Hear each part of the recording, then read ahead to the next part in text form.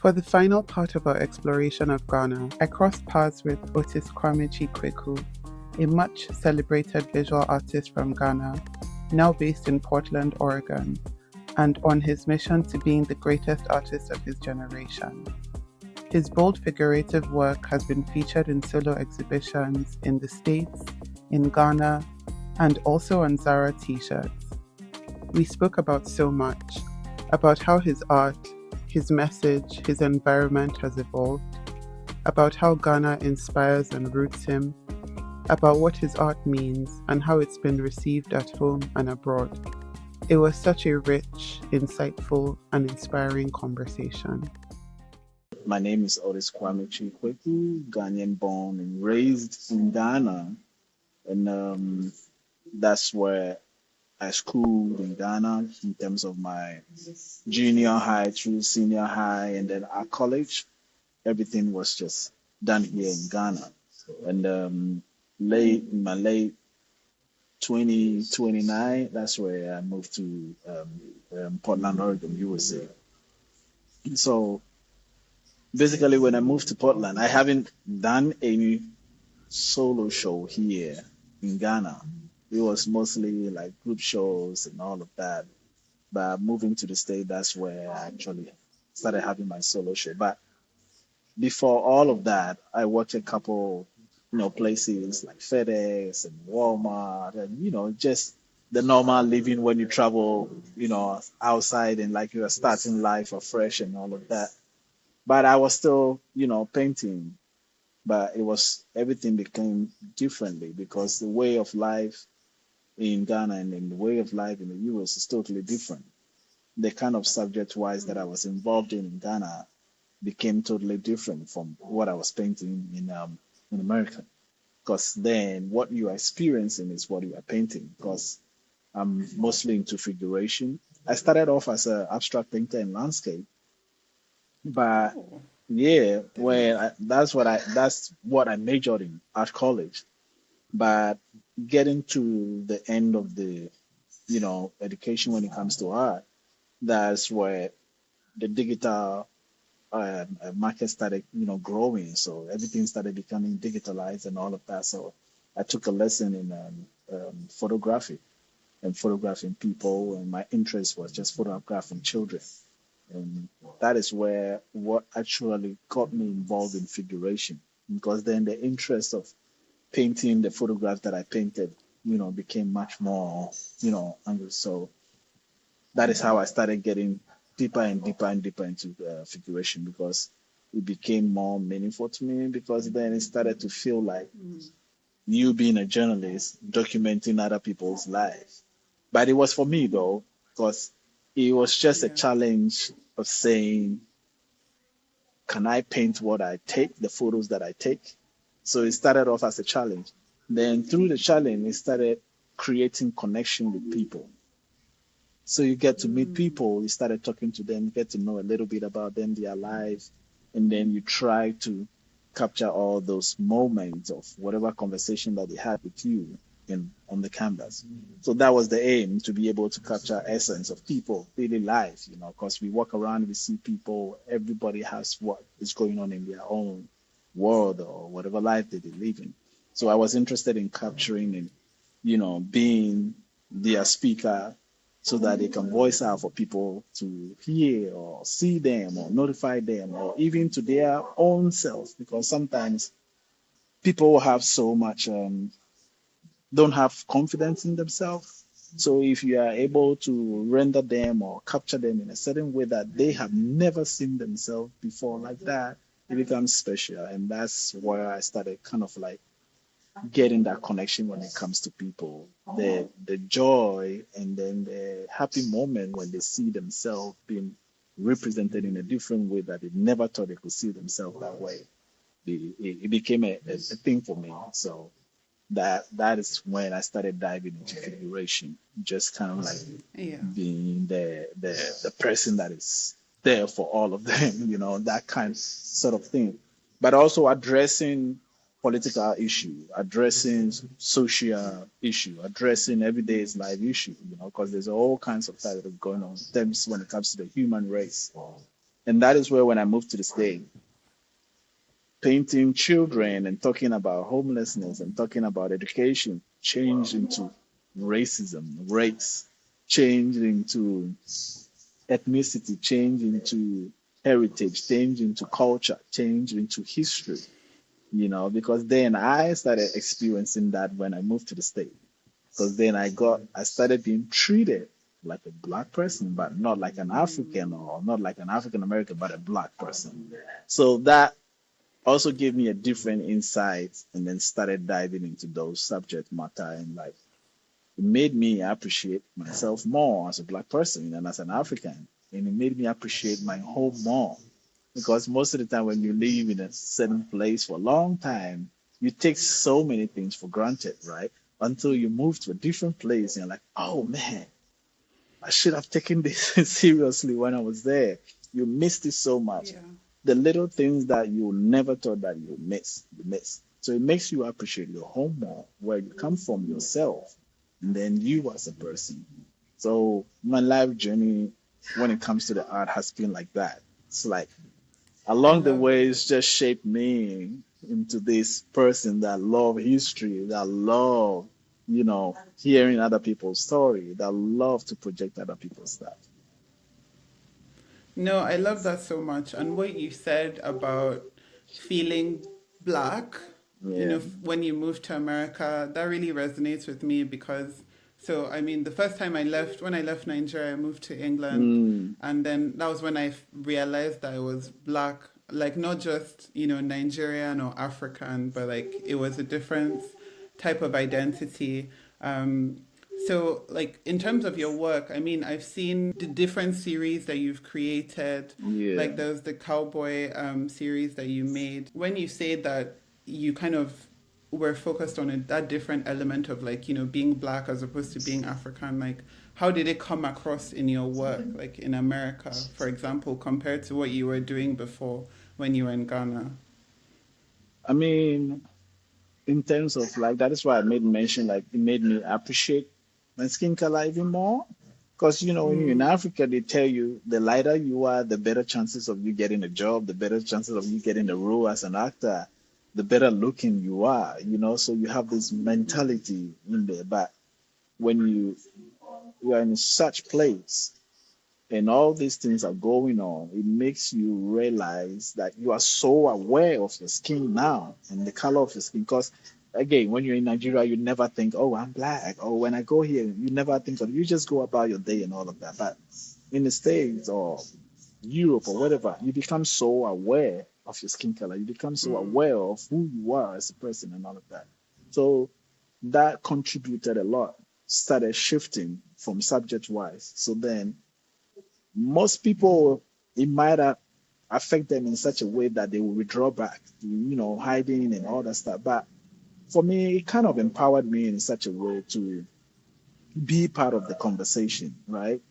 Because that's mm. what we artists are. That's what we do. We don't run away from the problem. We just dive in and just try to make people see things in a different way, just through our eyes. So it was kind of like tackling everything head on, but Yeah. in a creative way, right? I get all these racial attacks and slurs and all of that, and even the gays and all of that. But instead of like, kind of like, hey, let me stay back. I was trying to understand why someone who hasn't met me before, who has no idea who I am, generates so much hatred just because of the skin color and all of that. So it became kind of like you being a scientist or archaeologist that you want to study something so that you understand it better. Because Yeah. most of these things we learn back from school, where they teach a little bit of history, but for you to fully understand, you need to be there, and then you understand. So that being there and experiencing all of those, that started shaping my work. I was painting in full color, full blown color. So that started, also shifting. There is an incident where in Portland where there was an art fair and I painted, my normal work, but it was also kind of a little bit of abstract because again, I was playing with backgrounds, but I painted a figure. And then this guy walked up to me, his white guy, and he said, "You are new in town." Yeah. And I said, "Yeah, I'm just trying to, connect with other artists in the community and all this stuff." And he said, "Well, if you want to progress in your work of field, you need to paint a lot of white people because you're in the midst of white people." So I kind of like laughed about it, right? I laughed about it and then just joked about it and then went back. It just pushed me more to kind of like, okay, really need to focus on the black community and to try and find out like, what's going on, how people are being treated, how people feel, or how they are being treated and all the stuff. Because one of the things that I also realized is that when I go to grocery shops, I realize that when I meet other black folk, they nod their head or shake their head when they see me. And I really didn't Yeah. understand. I didn't know it was an acknowledgement, right? Until as time progresses, I'm like, oh, they are actually kind of like, acknowledging my presence and all of that. So for me, as a person that come, it was weird. I'm like, how, it's just interesting that you live in a place where this is where you were born, but at the same time, you don't feel that much safety there. So it was an interesting, experience for me. But it helped me with informations. It's like information instead of like reading about it, you're experiencing it. So then the informations are being handed to you. And what do you do in that Yeah. information? And all the informations that have been collected is what I've started like molding it and shaping it into what I am currently like showing to people now. So the Yeah. gray scale of the skin tone is just talking about the skin color and like how proud we are and how beautiful the skin can be and all of that because also we are not being projected well on televisions and even in movies and all of that. And Yeah. when you've been to, I'm sure you've been to museums and all that stuff. How many paintings do you see of a black person that's like fully when it comes to the Renaissance paintings and all, we are always like servants or all that stuff. So me also seeing that the the goal was to change that narrative because I want if I say to myself that the little me in kind of like 2050 or 2060, I don't want the little me to go to a museum and just see a bunch of paintings with just only white folk. We need to document Yeah.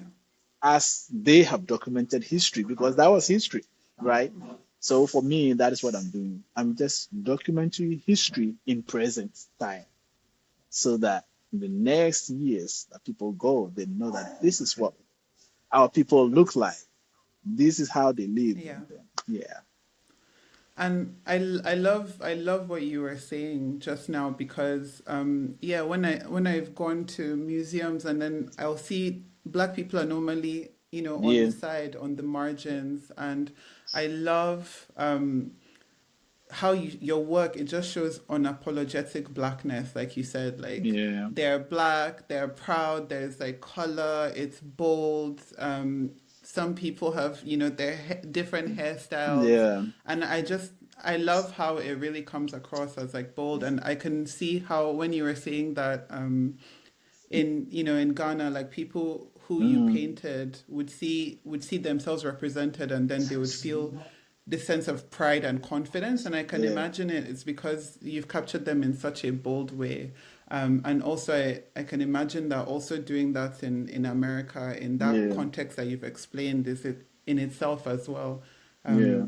As you said, it's kind of like your own way of responding to the racism that you experienced. So, I mean, I really love that. So, I mean, before going into America more, I just Mm. wanted to first of all come back to Ghana. I know you're there right now, so I also wanted to ask you, like, what was it like for you growing up in Ghana? You grew up in Accra, right? Yeah. I grew up in Accra. I grew up in Accra. I mean, growing up in Accra, it's just like every kid, growing up in Accra, ambitious, like dream. Sometimes the dreams that we even have, like we grow up and we are not even close to that. We end up doing something else. It's just like Hmm. growing up in every room where you're like, oh, your parents want you to be a doctor or a lawyer or, all of that kind of stuff. Yeah. And for me, I just wanted to be a professional soccer player. That is what I was so passionate about. I knew I had an attraction for drawing, but still it wasn't a thing for me. It's just something that when I saw it, I'm like, oh, this is cool. But I was practicing a lot for soccer. I was practicing a lot of soccer. I played for teams and all of that. But I also love watching movies and documentaries Mm. because for me back then I didn't love reading because reading for me was so boring. So I enjoy documentary much more because it gives me a better insight of whatever they are talking about, you know. So I was more into the movies, I was more into documentaries. But movies was what actually got me into art. Because then back then, all the movie theaters you go have like huge posters painted, you know, of whatever movie that is showing at that time, you know, they commission artists to do that. So each time we go there and be looking at the poster, it was one of the most popular things people love to do, just to go there and look at the poster because it was so mesmerizing, all the colors and actions and all of that. So it was what actually started getting me closer and closer to art. When I saw it, I was just blown away. And every time I go check it out, until one day I was introduced to the artists that usually, I've been paid to do the commission. And I told them, well, this is really cool. I would love to learn something. So they started like nurturing me and teaching me. And then gradually, I said like, oh, this is actually cool. And for me, it was cool for me because it just gives you the freedom of expression. There's no rule. You can, however way you feel, however you express yourself using colors, right? So that is what actually really, really got me involved because I was able to express myself in a way that I don't have my parent to tell me that, no, use the color this way, use it this way. I was just like straight head on. And that's how actually comedy started. But I never knew you can make a career out of art. Never knew you could do that because nobody spoke about careers. Yeah. You won't hear it Our anywhere. parents will not tell us that. Exactly. You won't hear it anywhere. So it was just like a hobby that I love to do and an escape for me when I want to be loud, when I want to be myself without restrictions and all of that. And that's how I got until years back when we moved out from our old place and we got to a new different place, like came really into the busy city. That was where I started seeing more art, like people carrying canvas. So I was just like curious and I asked them, like, hey, I've never seen an atom. I'm always doing it on paper and stuff. So it was just interesting. It was all females most of the time when I see them. So they told me about this art school that's like an incredible place. I'm like, whoa, I would love to go check it out. It blew my mind when I went there. That was the former Ghanaian College of Art and Design. Everybody was there was just crazy talented. So it felt like I have never seen anything before. And instantly, it just felt instant love. And I said, this is what I want to do now. So Yeah. right from junior high, senior, just like straight went to it. And then just took a lesson and practice and lesson. And here I am. Nice. And Yeah. because you said that you started before you used to do abstract work before. Yeah. So like when you started out, how did your environment like inspire your early work? I think the early work was mostly about me. It was mostly Mm. about me because growing up as a kid, I've even though I grew up in a six sibling, four brothers and two sisters. I've always been a loner. I love to be by myself, do stuff by myself, and didn't know how to express myself vocally and all that stuff. So I found that energy in abstract because abstract had no kind of like a formula or direction. Like, however way you feel is how you express yourself. So that is why I majored into it because then it gave me, like I said, it gave me that freedom to be able to express what however way I'm feeling in my mind and however way I see the world. You know, I Yeah. could I could say things and not be so obvious, but this is what actually I'm communicating. That was the main reason why I love abstract and I majored it in from the beginning, and also landscape because I mean we in Africa we see these beautiful landscapes around that all the time, the ocean, the beach. When you drive out in the city, you see all this forests and all of that. So I was just drawn to the villages and all of that. It's just beautiful, colorful. And you know how Africa, we are so colorful and all of that. Yeah. So that those were my inspirations in Ghana. And also, just people around. From the onset, even when I wasn't doing that, people have always interested me. I've always been interested in the kind of life other people live, aside me knowing my life and all of that. It's just curiosity. Yeah. Yeah. Oh, no, I love that. And then it must have felt so special for you to come back and then have, your solo exhibition at Gallery 1957 Yeah. with Where the Waters Meet. I really love the fact that you picked the theme of like water and swimming, because for me, like, when I mean, apart from, loving water, I feel like when people talk about black people and water, Yeah. it's never really a good connotation because not everyone Yeah. knows how to swim. But I Yeah. love the fact that that's what you focused on. So like, I guess what made you focus on water for that series? I think, first of all, I grew up close to the ocean. So I've always, all my friends and I, we were always at the ocean. We were always at the beach. And the beach is where I learned how to swim. The beach is where I met a lot of my friends. The beach is where I lost a lot of friends who drowned and all that stuff. So I have a great connection with water, and I love water, and I love swimming pools and all of that. But when I started traveling back and forth, Ghana and then in the state, I realized how we here in African country in Ghana, like you were saying, when it comes to swimming pool, how we think this is such a luxurious thing that you dare even not get close. So people pay to just go and have an experience at the swimming pool.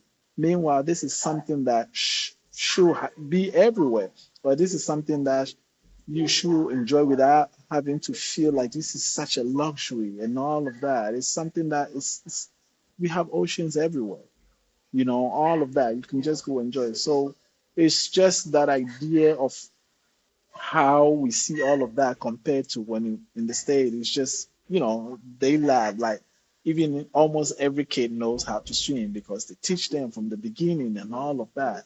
But also, not only that, how water brings people together also. And also, even just being a single pencil, where sometimes people find peace just sitting by the ocean or just sitting by the river and all of that. So, the idea of all of that, when I come back home here in Ghana, I have a swimming pool here. Sometimes I call my friends and we just hang out just by the poolside. So, it's just how interestingly how it brings people together, a group of people or just an individual. We find ourselves doing all kinds of activities close to water, but at the same time, it's very therapeutic for us. Some people it brings joy, Yeah. some people it reminds them of something else, and all of that. And also how spiritual we are connected to water when it comes to Africans, the whole kinds of stuff. Yeah. And then when it comes to the entire world, water just holds everything. And we human beings, like almost like 90% of what is just water. So it's just all these ideas put together and then kind of like explore it in a different ways, individually, group, and two people, and even competitions. That is why you have those two Yeah. guys with the new guy, even this for sports and all of that. So that was the whole idea of the theme. I love the fact that you spent a lot of time around water when you were in Ghana, and then your first solo exhibition coming back home was like themed around water. So it was really like giving, like a full circle moment. Yeah. So I mean, how did it feel for you, like having that first solo exhibition like in Ghana, and how was it received by Ghanaians? I mean, it was fun. It was such an experience, right? Because this is where everything started. But back in the States, where people are like, "Oh, how do you feel since your art took off in this?" I said, everything started from Ghana. It's not like I was in the state and boom, I'm an artist. No, my entire success life, the beginning started from Ghana. It only got better like in the state because you go through stages. right? You move to a different place, there's different resources, the different people you meet, it elevates you. Doesn't mean that this is the ultimate crown, this is the end. No, it's just another level that ups everything. So everything started from Ghana. So coming back and then doing like a first ever solo show, it just takes you through different emotions of your humble beginnings and when you were scrambling for colors and like carrying canvases in your armpit and walking to galleries just to kind of show them like, hey, this is what I can do, and the rejection and all of that. So now you have all these people here to celebrate you. Those ones that rejected you, those ones that said you will never make it when it comes to art, they were there having a wine with you. And it's a You're like, I very, remember you. yeah, a lot of the phrase I remember, but I'm like, you know what, hey, I'm just celebrating. I'm not Yeah. gonna, I'm kind of like cheers with them and all of that, but you remember Yeah. vividly that they rejected you, they shut the door. But that's the beauty of it, right? You just show them that this is what you missed. This is what you could have been the one that showed me. You could have been the one that's like, how about it? But it doesn't matter. You are here. You celebrate with me, and I'm here to celebrate with you. And we're just here to have fun and enjoy. So it was a full circle, and I sat down. I'm like, man, it's great seeing old friends, new friends, admirers, and fans, and all of that. It was just fun. It was just pure fun. I would say pure fun. I love that. That's no, that's really inspiring, and yeah, that's the dream. Like to be able to like see everything come together and see all your Yeah, dreams kind of like yeah. make sense. You spoke about like the art school that you went to in Ghana that was really good, and the Mm. different people you met. So what would you say, like, how was the art ecosystem like for you, like in Ghana at the time you were starting, and how does it feel now compared to when you Oh, started? it's way better now. Yeah, when we were, oh, good Lord. When when we started, it was just everything was just hard on. Everything was just raw, unfiltered, and it was mostly kind of like you paint what is known about Ghanaians, like the market women, the street kids, and all of that. You paint anything beyond that, nobody's interested. So it's like you are limited to knowledge. You are limited to you are being put in a box where you just have to know what's around you and here. That's it. But meanwhile, in colleges, we were being taught about Picasso. We were being taught about European art. And barely do they even mention any Ghanaian artist like who has we have to kind of know it by ourselves. He was always Picasso, he was always Van Gogh, he was always so you also have this mentality of growing to become like them and moving to Europe. It was never even about America because we respected more European artists because that's all they talked about, you know. And that is just the whole thing. From the beginning it was kind of like struggling to find a space to even have a show.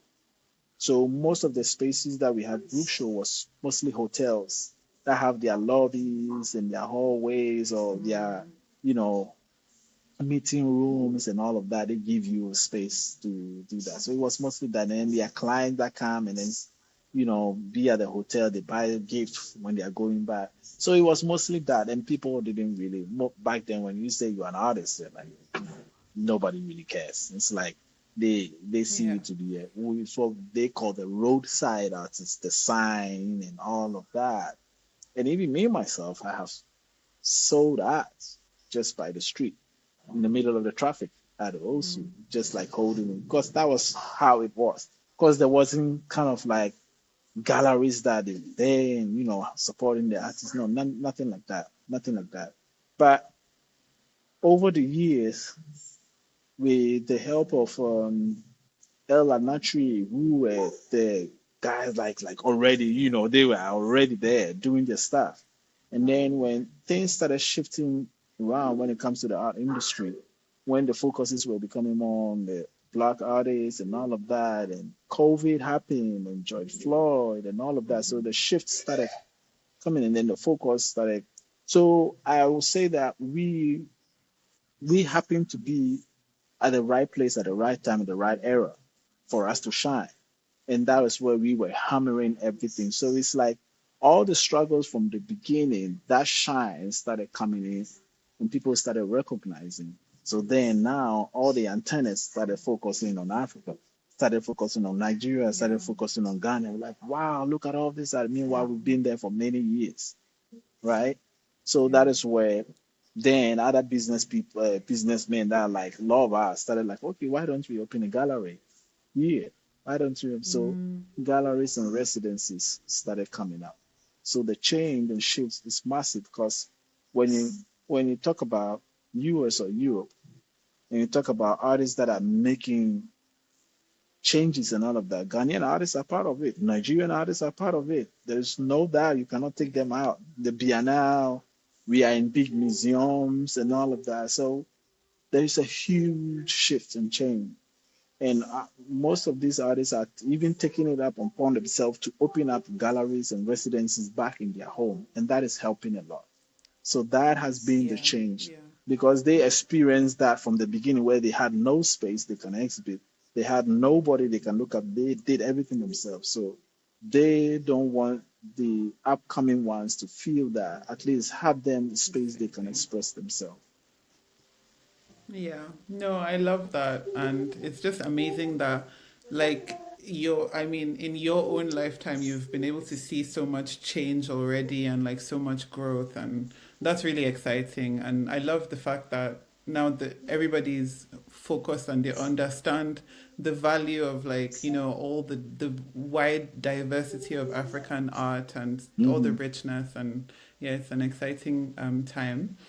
And so, I mean, I guess in terms of like moving to America, you said before about how when you moved, like obviously you were inspired by other things, you were inspired by what you were seeing around you and what was going on. And I found it really interesting that you did an African American cowboy series. Um, so can you like what was it about like that whole cowboy vibe that resonated with you and what made you want to sort of like have this African American take on it? Well, I've always been a curious child. Things always I'm super curious about everything, about the world, about people, how the body function, why this moves like that, why this that, why is there people that dress like this? It's all of that. But yeah, it all that curiosity started in the movie. I love movie and Mm, the TNT, what we call back then the TNT movies, like a lot of like the Western cowboy movies. So I love watching that. And their accent and how they speak was for me was just so funny, but at the same time very interesting. And their way of dressing and all of that. It's just like, who are these guys? It was just something that I love. So I love watching movies when it comes to the cowboys and all that. And that's where I first came in contact with like just watching on telly. But years back, my uncle, my dad's elder brother, who's a doctor, like he lived mostly in Texas. So one time when he moved back to Ghana, I went to visit him, and he had all this car wall dedicated for cowboy hats and boots. So from top to bottom, it's just different cowboy hats. And he has all kinds of boots. So I'm like, whoa, I saw this in the movie and now I'm seeing it here. So I always like love to touch it and stuff like that. And I always love to hear stories from him when he was in Texas and all of that. So it was just kind of like a cool story, until I got to travel myself. And then it's like just watching movies and TVs. And again, around COVID, when George Floyd was murdered, and then the protests and all of that started coming. That's where the Compton Cowboys, I saw them on the news on TV. And I'm like, oh, wait, are they acting up or just so? Once we started following that news, we realized that these are like actual cowboys from generations that have been passed on and all of that. So it made me focus on that and started reading more about that, going deeper and deeper into history. And I'm like, whoa. So most of these movies that we're watching is like based off real truth that has been kind of like, reshaped, and like stories have been erased and all of that. So then that is where me being curious and me taking it upon myself like a journalist, research more on that and throw it back to the people like, hey, this is there, but people are actually they're trying Yeah. to erase it. And also, I love to add a bit of my culture to it because for me, it becomes like an exchange program, right? I travel, I come, what I learn there, I bring home, and whatever I know about home, I take it there. That's how it works. Because sometimes you walk around, and even yourself, when you go to Nigeria, there are certain clothes and brands that people wear. You go to certain people, are like, why is this brand here? Does he even know what he's wearing? You know, because there is this image that I saw of this village and church and this old lady, elderly woman wearing a shirt, and it has some writings at the back. And you can tell she's part of the choir, like the elderly choir. And excuse my language, it has on the back of the shirt that says that I love to suck dick in the church. Wow. And so, so, so, Maybe she couldn't see the back. so I saw that. I'm like, you know, it's just crazy that you Yeah. see such stuff like people buy certain things and sometimes even racial slur on the shirt, but they don't know what it is because it comes from the West, so it's the best. So that I try to incorporate that. That is when I started painting, I like to use people that I photograph here, but put them in American culture, right? Because I'm trying to send a message across, because like the influence of the Western life that we have, like they sell it to us that we have no idea that we come here, we wear all these brands and all of that, but some of these companies don't even like black people. So it's like we cherish and Yeah. love about that, and then here we are that they also don't know that all this stuff goes here. Some of them things they will live in, some are hard and all kinds. So it's just Yeah. educating both sides, and all of that. And that's where I came, coming back to the Compton Cowboys, because when you take a look at our culture when it comes to the Fulani herdsmen, the horse riders, and the deep south and all of that, True. when you True. link that, True. even though they don't have cowboy hat, but they all break horses like cattle riding and Yeah. all of that and all that. So you just try to look at both culture and like merge these two because it all goes back to history. And when we talk about them, Yeah. even the Compton Cowboys or all of them, they were slaves that were moved from various African countries to them. So these are the same people, but living differently in two different countries. Yeah. So that is where, for me, I try to explore and like try to talk about subjects where it brings these two cultures together, talking about the African American, the African, but at the same time also involving the Westerners because they started all of this kind of like confusion when it comes to way of living and in mentality and putting stuff in our head. So I play around with all of that informations. And I guess so there are so I many love that. informations that I put in my work that certain people get, other people they have to like ask me before I tell Yeah. them about it. Yeah. I love that, and I love what you said about how like the the cowboy tradition is not like strange Yeah. to black people, and Yeah. even like when you were referencing the different tribes in Africa, like the Fulani that also like break horses and stuff. Hmm. That was really interesting. I didn't think about that. That's so interesting, Yeah. and I also love what you said about how you take people that maybe you photographed in Ghana and then you put them in Portland, because I was gonna ask you, you have the series A Place Like Home, and I was Yeah. wondering, I'm like, are these Ghanaians or are they African Americans? So I think you've answered the Yeah. question. So were they all Ghanaians No, like that for you were for the a place like capturing? home, a place like I did that in Portland, right? So a place like Okay. home, it was mostly all Portlanders because it was Okay. also my first time doing a solo in Portland, right? So I Yeah. wanted to use its people. It's just honor, an honor of saying thank you to Portlanders for me being there for you Nice. know, and all the experiences, all of that. So all the people that I've come in contact with, that have become friends, that have become very good people to me, I painted all of them. So every subject that was on the canvas, everybody was there. They are people that I closely know when it comes to Portland. So that is why I Nice. titled it A Place Like Home. And also Portland is a place where it's like beautiful nature and all of that. That is why I involved all the like plants and all that stuff. It's just like bringing it in. So it was a fun exhibition as well because everybody that came there, it almost felt like a funeral because when people see their, and I didn't let them see their paintings until the opening. So when they all arrived and they're like, what? All that emotions and like people crying, it's just, it's always the best Oh, result when you see that. It's always the best. People literally cry when they see. And wow. for me, that is the goal and the achievement for me. It's like when you come, which may when I see that emotion, it makes me feel like you've tapped into something deeper than Yeah. something deeper than it, and it's just a blessing when you see that. Yeah. Oh, I love that. And I also love the fact that you called it a place like home.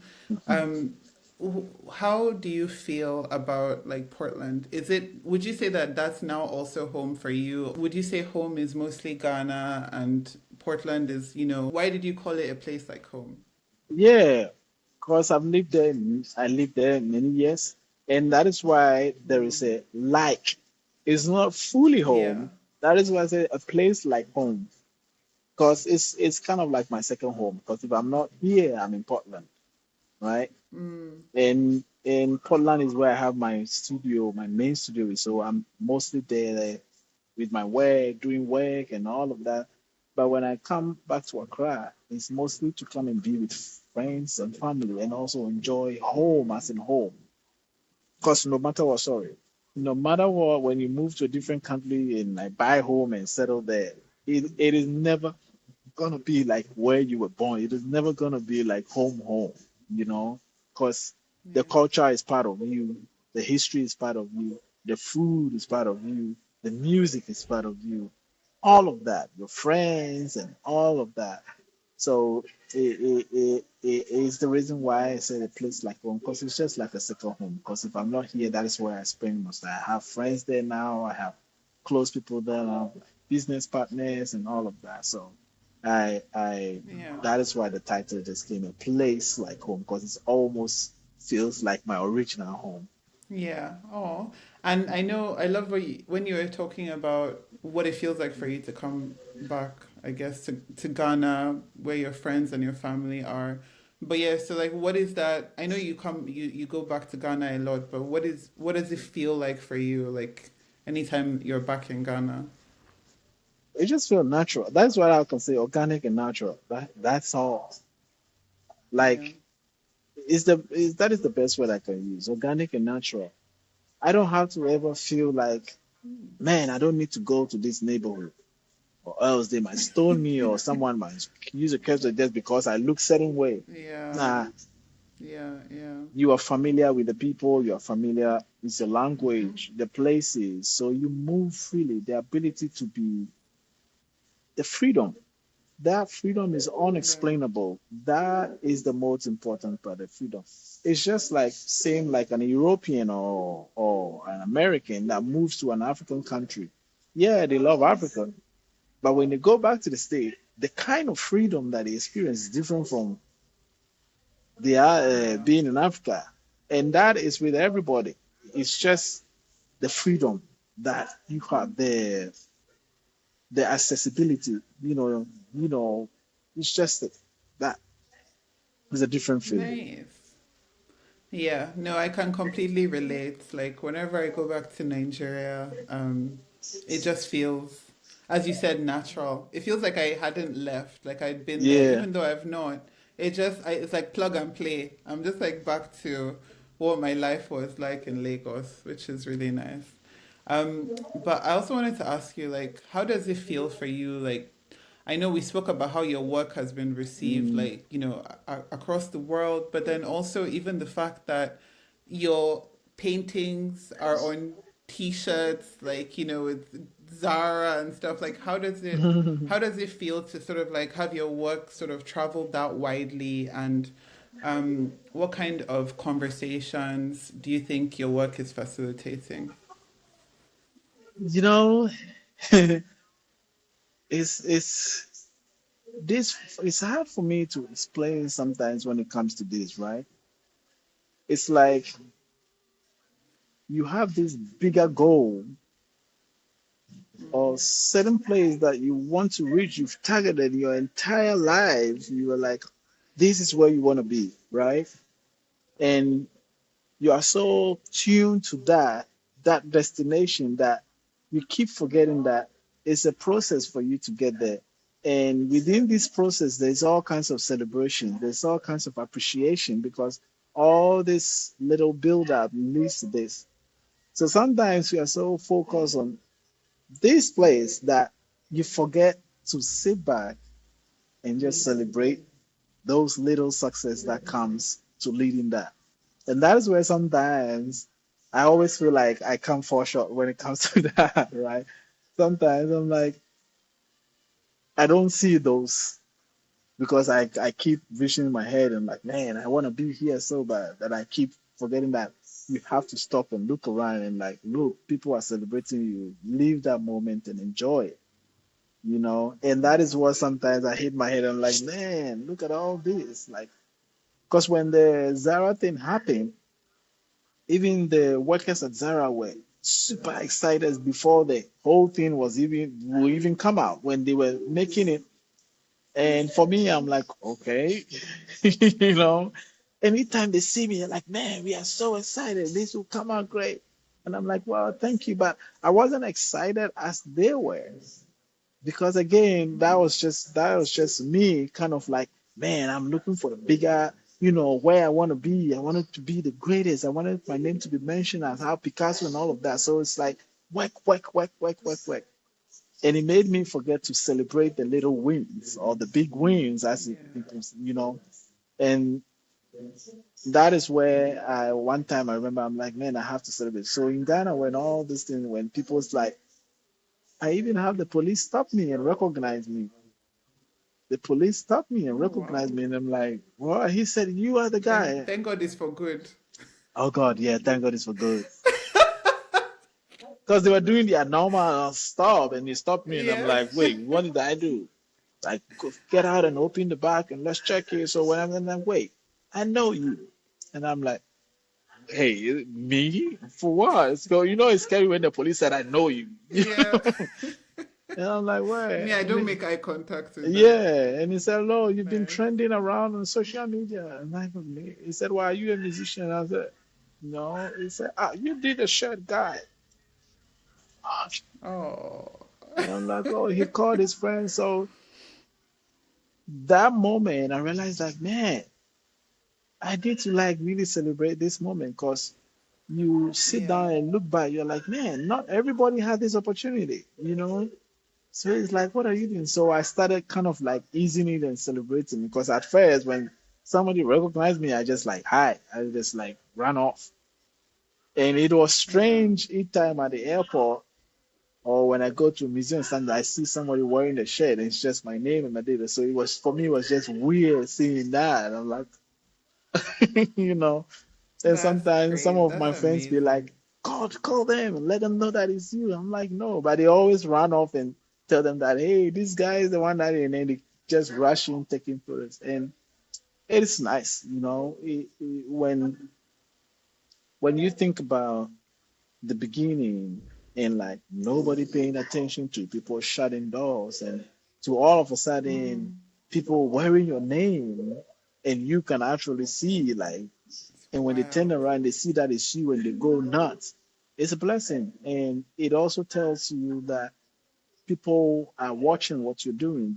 They understand the message you are sending across. Because sometimes it is Yeah. it is a bit frustrating to a lot of artists, mostly artists, like when they are doing something, they think, oh, artists, we are always like our worst critic. We criticize Yeah. ourselves the worst. So when your work is being received in that magnitude and with that appreciation and that love, it hits you differently. You're like, man, so they really get it. They really understand it. They really, and sometimes too, you doubt it. You're like, man, it's like, are they really, really, genuinely? It's just all of that. Because you just sit down like, it's a blessing. You just blessing. It's just sometimes strange to me that sometimes certain places that I'll see or museum that I'll see my work, I'll just open my eyes and I'm like, how did I even get here? Why am I even here? You know? But That's amazing. yeah, it just comes across and it's a blessing. I mean, I love the fact that like I saw your Instagram is like when you're trying to be the greatest artist of your generation, and I love that so much because I love the fact, and it's like having that kind of like ambition and like stating what you want and putting it out there. I love it. And you're obviously like well on your way, so well done. Thank you. But I mean, like, we're almost at the end now. Mm. And I was wondering, is there like any Ghanaian creative, whether it's in art or literature or music, that that you would recommend that like people discover, like maybe people might not know about? Oh wow. What would that be? I think there's a lot of artists here in terms of music, art, like even craftsmen. You already know like the craftsmen that make these sculptures, that makes these Yeah. furnitures. They are so I always tell people like, man, you don't have to ship furnitures from Europe or America. There are people here that make crazy furnitures, that make crazy crafts. Like craftsmanship is top notch. They just don't. They haven't been discovered yet, and the exposure is not there yet. So people don't respect that, and they have to like wait and spend money to ship chairs and stuff like that. And I'm like, you can get it here, you know, because it's just the idea of how we've been so manipulated and put in our head that everything from the West or whatever is the best. It's But best. Yeah. each time that I come here, so when I'm going back, try to buy gifts from here for friends just to give it to them. And once they have it in a way, they just experience it. So they're like, hey, when you're coming back, can you buy me? So then it also gives money to the artist or customer, Yeah. but also you create a connection where they have a business where they can, create the sending or selling to other people outside so people can get to know them and stuff like that. So a whole lot. Music, art, Yeah. a whole lot. You know how Africa is blessed with I love it. all of that. Too many creatives to be Too too many. many. Too I love many. it. Yeah. And as the final question, what is your favorite expression that people say in Ghana? Charlie. I mean, I was gonna guess, but You see that Charlie or Bosu? ooh, what Yeah, does bosu mean? boss means just Oga or big boss, but they just say it in the form like Okay. boss. Every if you like help somebody or you're kind of like people like boss, yes boss. They just like to say that. Oh, Yeah, I love yeah, that. I love yeah, that. yeah. So No, when you give something to Otis. somebody, you just say boss. You just like say Oga. Yeah, no. In Nigeria, obviously, we say "oga" a lot. Yeah, Now I'm gonna switch it up and start saying "bosu." yeah, exactly. We just say boss and they get it. Yeah. But chale, like people use that like to when they're surprised or Yeah. right. Yeah. So because if when they are surprised, they use chale is used. It depends how it is. When they are surprised, they say chale, and then when they are amazed, Mm. they say chale. They prolong it. When they are amazed Yeah. by something, they prolong it like chale, Ah. and then all of that. But yeah, when they are surprised, they use chale or they say hey. A means the person is like really Oh, surprised, like it's hey. I spoke to someone also, and then she said that her favorite expression is like "hey," and so she said, so yeah, I love Yeah, it. yeah, yeah. Those are the But expressions no, that we thank have you. here. Oh, no, thank you so much. That was fantastic.